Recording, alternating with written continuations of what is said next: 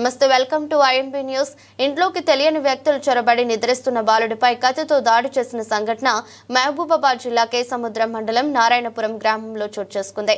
గ్రామానికి చెందిన మందుల ఉపేందర్ శిరీష దంపతుల కుమారుడు మందుల మనీష్ కుమార్ ఇంట్లో నిద్రిస్తున్న సమయంలో గుర్తు తెలియని వ్యక్తులు ఇంట్లోకి చొరబడి కత్తితో బాలుడిపై దాడి చేశారు. కత్తితో దాడి చేయడంతో బాలుడికి తీవ్ర గాయాలయ్యాయి. బుధవారం అర్ధరాత్రి 3 గంటలకు సమయంలో ఈ దాడి జరిగింది. ఇప్పుడు పెద్ద కుమారుడిపై దాడి జరగడంతో పలు అనుమానాలు రేకెత్తిస్తున్నాయి. ఆగంతకులు కారులో బో డ్రైవర్కు వచ్చి స్థానికులను చూసి పరారైనట్టు విశ్వసనీయ సమాచారం. సంఘటన స్థలానికి పోలీసులు చేరుకుని విచారణ చేపట్టారు.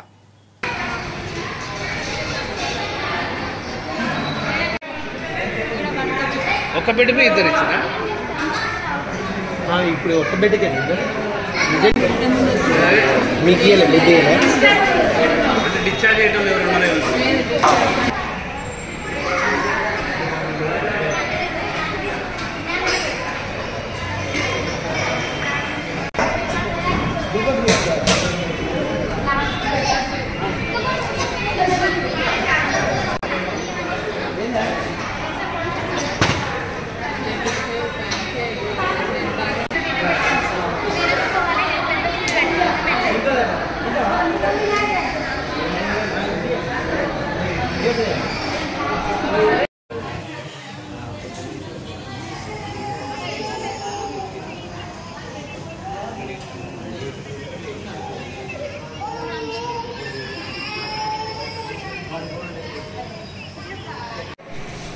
గవర్నమెంట్ నైట్ బాబుని కత్తితో గవర్నమెంట్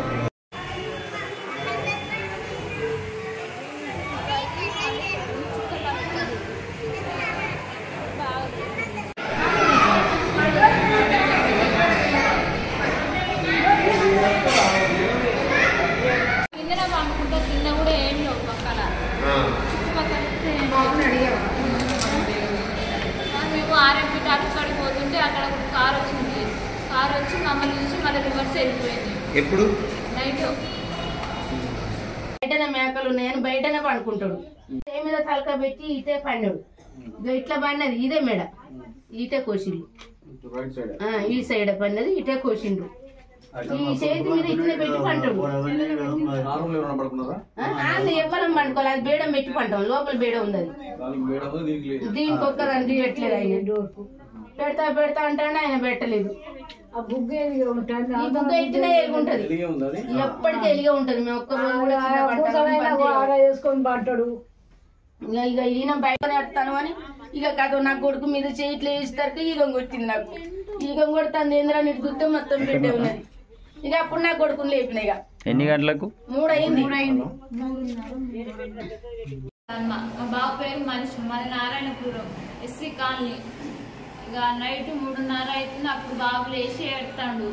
ఏడతాడేందని మా అత్తమ్మ పక్కకే పండుకుంటాడు. మా అత్తమ్మ లేచి ఏంది నాన్న ఎందుకు ఏడతాను అని అంటే పండుకో అని ఇక్కడ భుజం మీద చేపెట్టేసరికి రక్తం అంతా అంటుంది. రక్తం అంటుందని ఏడతానే మేము కూడా లేచి చూసినాం. నోళ్ళంతా రక్తం అంటానికంతా రక్తం అంటుంది. అంగిప్పేసరికి మొత్తం ఇక్కడ కోసుకోపోయింది. ఇక్కడ ఇంత బాగా కోసుకోపోయింది. అంగిప్పి ఇక్కడ పెట్టి ఆర్ఎంపీ డాక్టర్ కాడికి తీసుకెళ్ళినాం.